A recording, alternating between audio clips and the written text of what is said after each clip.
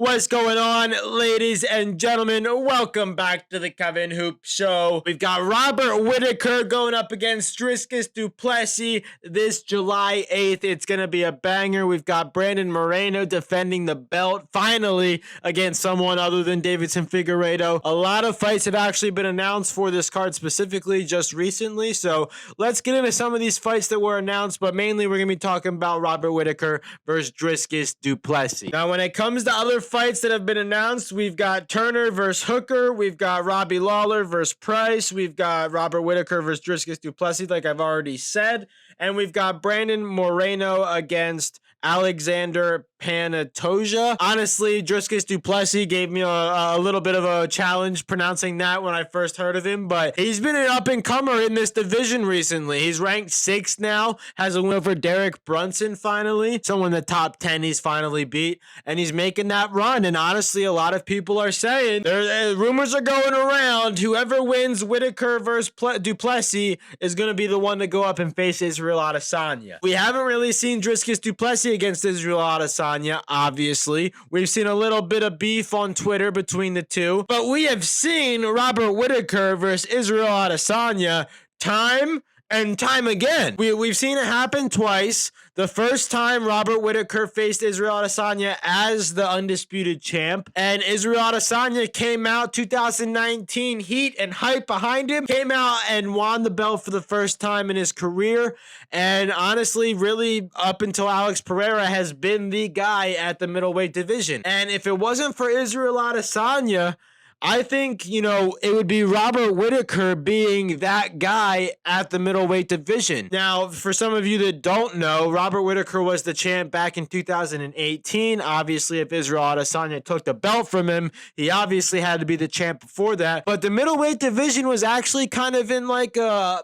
up in the air sort of situation where George St. Pierre was the undisputed champ back in 2017, 2018. I think it was more early 2017.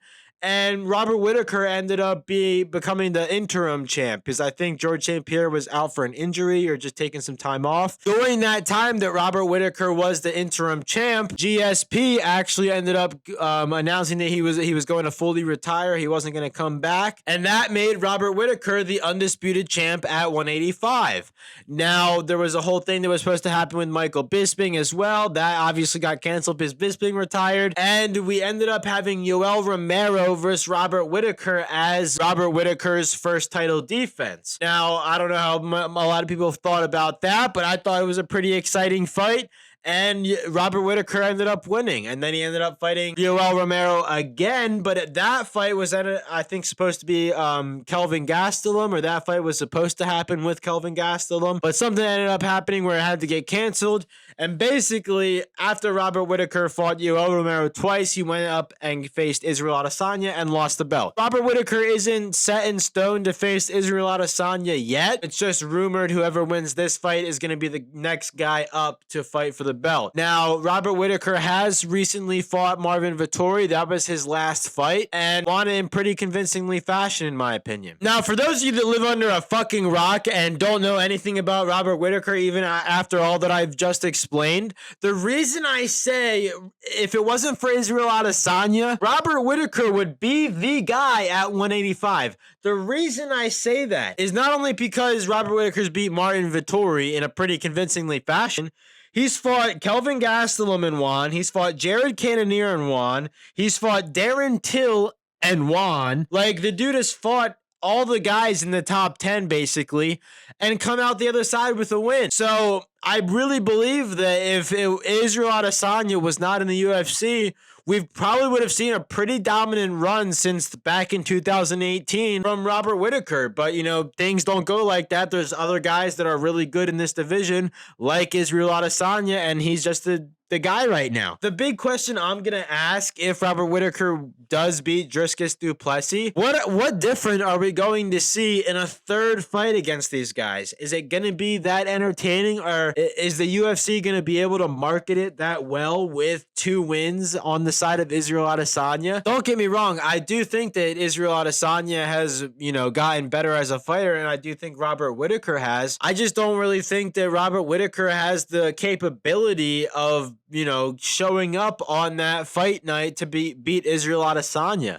I think Israel Adesanya has Robert Whittaker's number, and even if Robert Whittaker does come out with something different, I do think that Israel Adesanya is going to have an answer for it. I mean, he didn't have an answer for Alex Pereira in the 5th round of his fight, and I think that that's the first time he's seen adversity in the UFC when it comes to getting knocked out, and he dealt with that, pretty poorly, obviously. But he bounced back in the next fight, and he had an ironclad fucking game plan in that second fight against Alex Pereira, with him covering up, taking in a couple shots, and then coming in with the right hook. I think it was fucking textbook. And to have that much improvement in only one fight, I really do think that goes to show how good Israel Adesanya is. I do think that Robert Whittaker is also a better fighter. He got knocked out in the first fight against Israel Adesanya in the 2nd or 3rd round.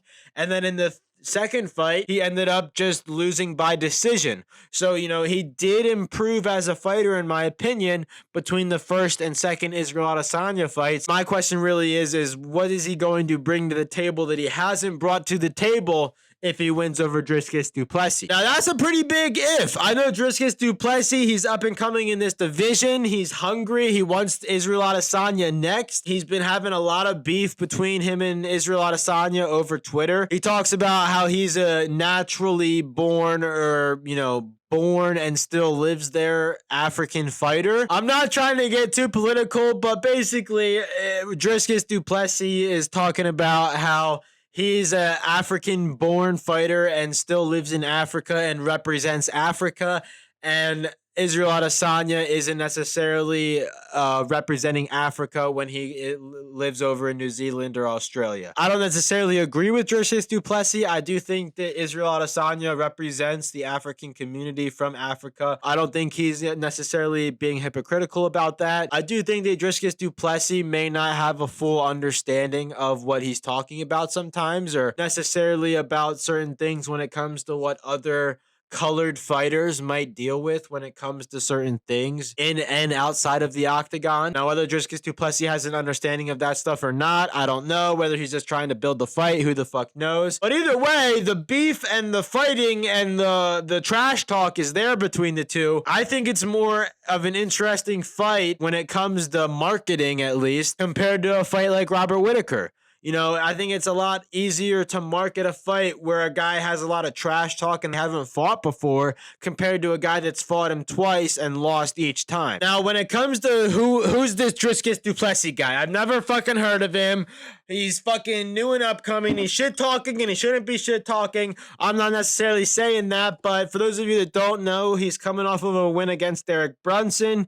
He has won against Darren Till. He's also fought Brad Travers. Those are basically his last fights that he's had that have been pretty big, quote unquote, or at least bigger challenges than his first few fights. But he's only been in the UFC since 2020, and he's already kind of in talks about fighting for the belt, which I think is pretty impressive. Not everybody's your Conor McGregor or your Alex Pereira and, gets in the UFC and right away has a title shot. I don't think necessarily everybody is like that, but Dricus Du Plessis is only 3 years into the UFC and he's already in talks about fighting for the belt, possibly in his 3rd year. Maybe it'll be in his 4th year if he wins, but either way, even if he doesn't get a title shot and he wins this and doesn't get a title shot after beating Robert Whittaker, again, if he wins, I do think that, he might have another fight against Marvin Vettori, or another guy that's, that top 3 rank, maybe top 4 rank in the middleweight division. And after that, he's set in stone ready for a UFC title shot against Israel Adesanya. So again, whether it happens, whether it doesn't happen, I do think that this fight is going to be an interesting fight between the two, not only because Dricus Du Plessis is an up-and-comer, but because Robert Whittaker has fought Israel Adesanya twice, and he wants nothing more than that 3rd title shot, especially again because he would have been the guy at middleweight if it wasn't for Israel Adesanya. I feel like in the back of his head, he's like this it's like his rival. It's like that guy that you can't stop thinking about because you know at the bottom of your heart that he's better than you. And nothing will prove to you that you are better than him until you get that win against him. And that's not saying Robert Whittaker's a pussy or that, he has some beef with Israel Adesanya. I think it's more of a mental thing for him than it is anything else. I don't think he doesn't like Israel Adesanya or anything like that. I think it's something more or less something in his head that he has to get over and, really kind of beat that obstacle and get through that obstacle of beating Israel Adesanya for the belt. Just want to add this in for all my Philly fans or guys from Philly. We've got our boy Sean Brady going up against Jack Della Maddalena. Again, I'm bad at pronouncing names. That fight is also happening July 8th.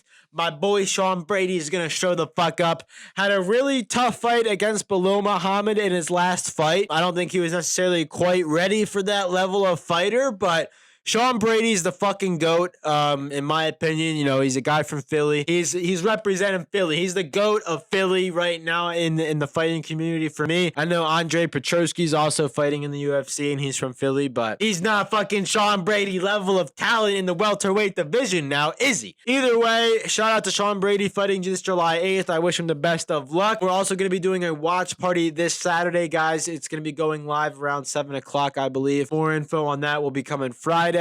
Either way, tune in this Saturday. Don't forget to leave a like on this video if you guys enjoyed it. Don't forget to hit that subscribe button if you're also new. And with that, ladies and gentlemen, have a great fucking day.